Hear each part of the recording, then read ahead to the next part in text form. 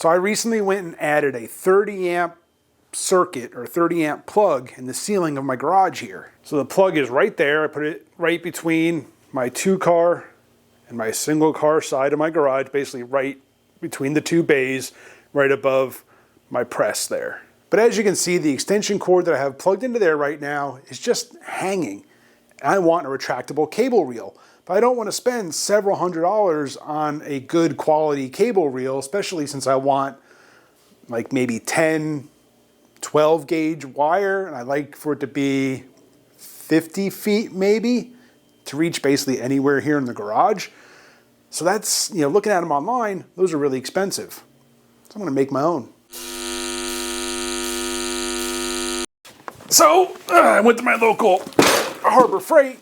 I got a hose reel and a 50-foot 12 gauge extension cord. And I think with those and a few other pieces, I can make a really good extension retractable cable reel. All right, so the first thing I got to do is tear this thing down, right? I don't need the hose reel. I'll probably keep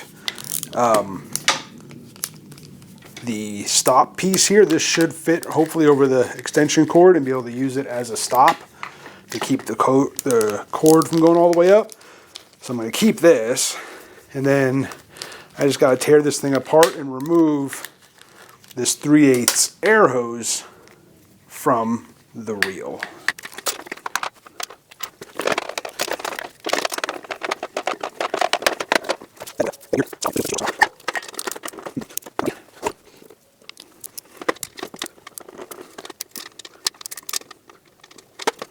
I don't know why that was so awkward, trying to figure out how to get that screw out of there.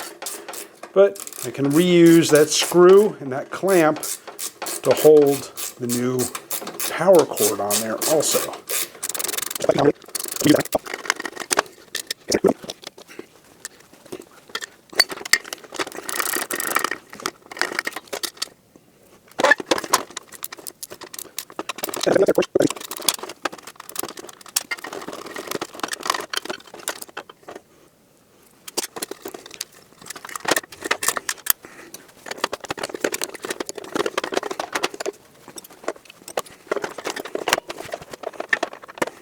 All right, so now that I got everything disassembled, I'm ready to figure out how I want to assemble this thing. So I took the center cover off, and that's where the spring is for the retract mechanism.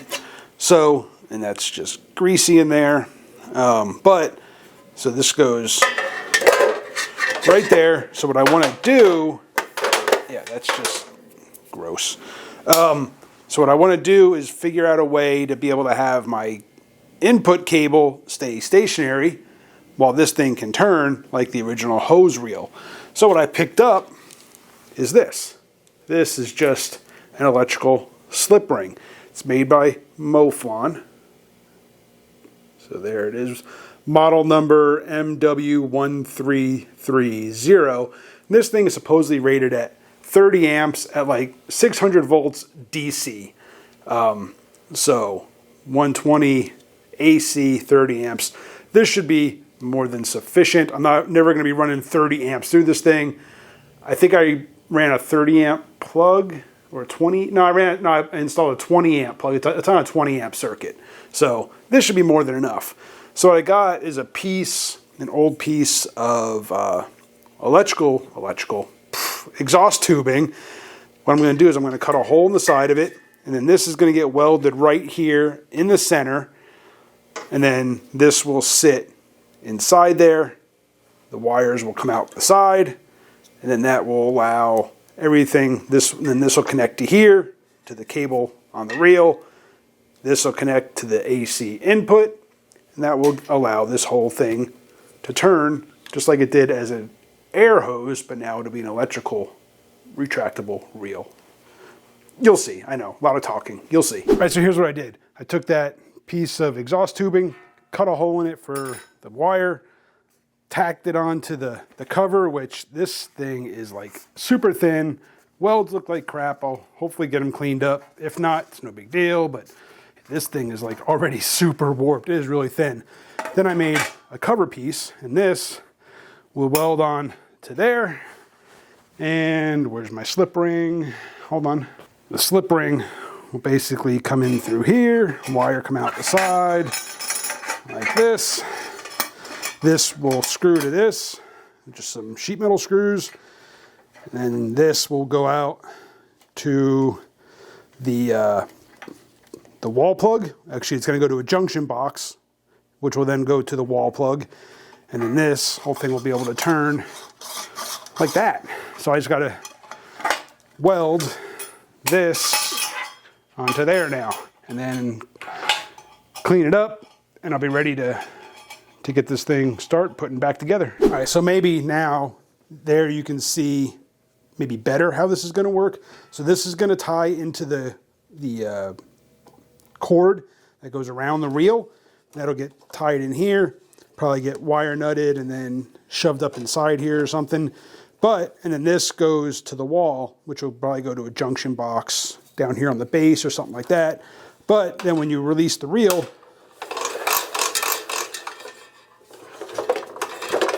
there you can see this stays stationary.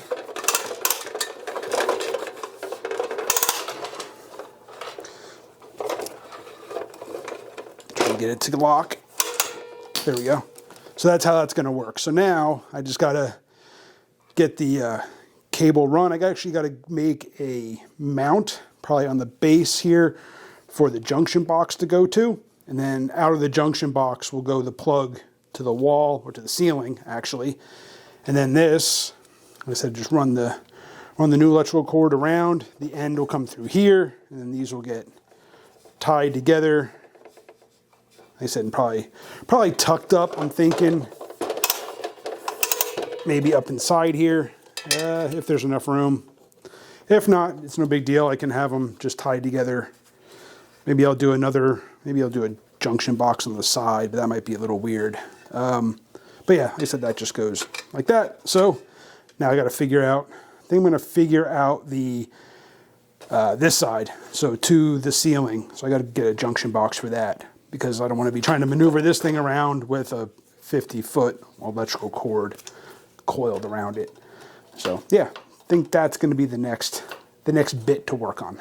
So I made a run to Lowe's this morning. I got a few bits and pieces that I needed to finish this project. You know, I got a junction box to plug the wires into and make everything all nice and neat. Got a cover for it, lag bolts to mount it to the ceiling, things like that. So I want to look at just how much I have invested in this project versus what you can buy on the market for something comparable. So I've got some examples pulled up here on the computer. Let's take a look. All right, so this isn't a great monitor, but here we have a cord reel. Let's look at this one. This one is $285, and that's without a cable reel. Then you get into like Reelcraft ones. That's $545. Here's another one for $470. That's a 12 gauge. 45 foot. So this is probably pretty close to what I'm building for $470.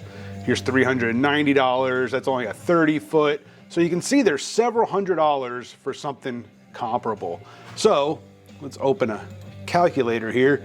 So what I bought at Harbor Freight, let's see, it was $39.97 for the actual hose reel, and then another $47.99 for the actual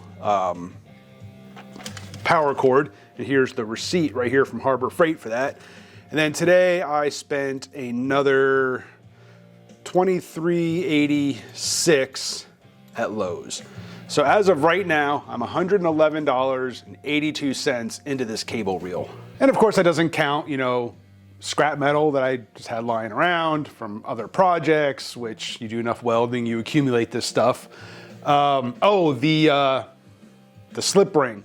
That was like another $38, $40, something like that. I have a link to that. Let me see if I can pull that up. All right, so yeah, here's the link on Amazon to a comparable slip ring. There you can see that is another $31.98, $32. So we go back over here to the calculator and add in another, what did I say it was? $31.98. $143.80 so far. So yeah, guys, I mean, it takes a little bit of time, a little bit of effort. I mean, not counting like welding gas, welding wire, things like that. So maybe $150, call it $160 just to hedge on the high side. $160 versus $400 or $500. I'll take it. So let's go build a mount for the junction box. And we'll get all that figured out. All right, so here you can see where I'm at with the electrical. All I did was off that 50-foot extension cord that I'm gonna be winding around the reel, cut the end of it off, ran it into the box, and then here I got everything wire nutted and electrical tape just to hold the wire nuts on, and then I'll be able to put the cover on it, and then out of the box to this wire, I just covered it in some wire loom, and that'll be the outside. So now I can do the rest of it. But first I got to get this thing figured out where I want to mount it, because it's already going to be awkward enough trying to hold this thing above my head and mount it to the ceiling. So I got to come over here and figure out just right where I want to kind of mount this thing. It's going to be obviously near that plug. There was something mounted to the ceiling here before. I think the previous owner had like a ladder rack mounted up there. So there's already some holes where the ceiling joist is. I just got to figure out where I want to mount it. And then I'll be able to put that, where is it? That will be able to go up there. There it is, guys. I got it all mounted up, ready to be plugged in. As far as the wiring goes, let me show you right here. I don't know what's going to show up because of the light, but there we go. So the wiring for the slip ring doesn't matter really. The only thing that matters is that whatever you have connected on this side, you have connected on this side. So for example, I wired white to red, green to yellow, and black to black on both sides, both here and up in the junction box. The slip ring itself doesn't matter, just as long as they match on both sides. So all that's left to do is plug this thing in. Let's see, is it gonna work just fine? Pop the breaker? Or am I gonna lose the shop? I mean, come on, you gotta have some dramatic effect in there. So let's plug it in and see if I get electrocuted. All right, so trying to get situated here where you can see everything. All right, so here's the plug. Going into the plug. No sparks, it's a good sign. And the plug itself, can you see that? She's lit up. Everything seems to be working.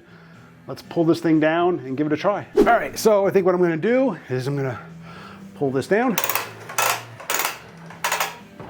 grab the power cord for the grinder, plug this bad boy in here. Now, I will say that I definitely think a 50-foot extension cord is a little much for that reel. I pulled as much tension into the reel as I could, really wound up that coil inside there, got it to the point that I really couldn't go any further. And then I think I put 2 loops of power cord in there. And even now, it doesn't, at the very end, I'll show you, it doesn't really retract tightly. I may have to go add another loop. So I'm definitely not gonna get a full 50-foot extension out of it. I already hacked a foot off it, 18 inches, I think. So I may get like 45 feet out of it, which for my garage is just fine. Reaches everywhere I'll need it to reach. But I've got the grinder plugged in. Let's flip it on. And there it is, guys. So for what, $150 maybe? I've got a 50-ish foot retractable cable reel. A lot better than spending $300, $400, $500. But yeah, so let me show you this. Give you a better, maybe you can see it. All right, so there we go. So now, it definitely doesn't go all the way up on its own just because of the you get a little momentum behind it, it goes up all the way. So I may have to just unravel it and maybe add one more loop around the drum just to get it to go all the way up. But yeah, I am really happy with that. All I did was I mounted two 2x4s to the ceiling, so it went into two separate ceiling joists, and then I mounted the cable reel to that. That way the weight is distributed between two different ceiling joists, and yeah, that thing is solid. Appreciate you guys for watching. Hit that subscribe, hit the bell, and I'll see you on the next one.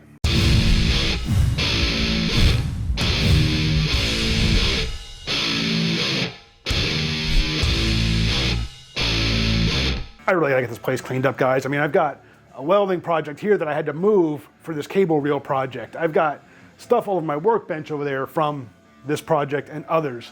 I've got just stuff everywhere. This place is a wreck. I gotta get to clean this place up.